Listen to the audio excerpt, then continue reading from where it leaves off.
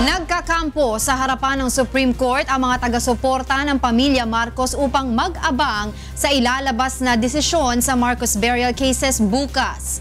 Ito ang balita ni Roderick Mendoza.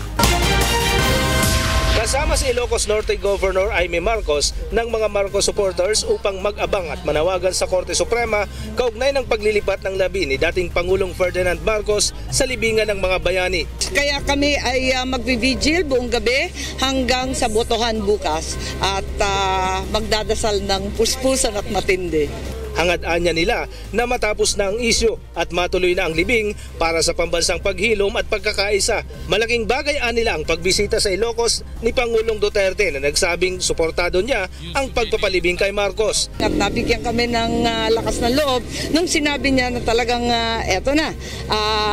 Sa akin bilang abogado dapat sundan ang batas, maliwanag ang batas. 6 na mga petisyon laban sa Marcos burial ang nakabinbin ngayon sa Korte Suprema.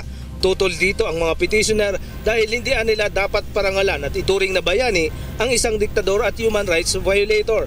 Nakatakdang magtapos bukas ang status quo ante order na pumipigil sa pagpapalibing kay Marcos. Kaya't inaasahang tatalakayin ang kaso sa anbang sesyon ng Korte Suprema bukas ng umaga. Roderick Mendoza, UNTV News and Rescue, Manila.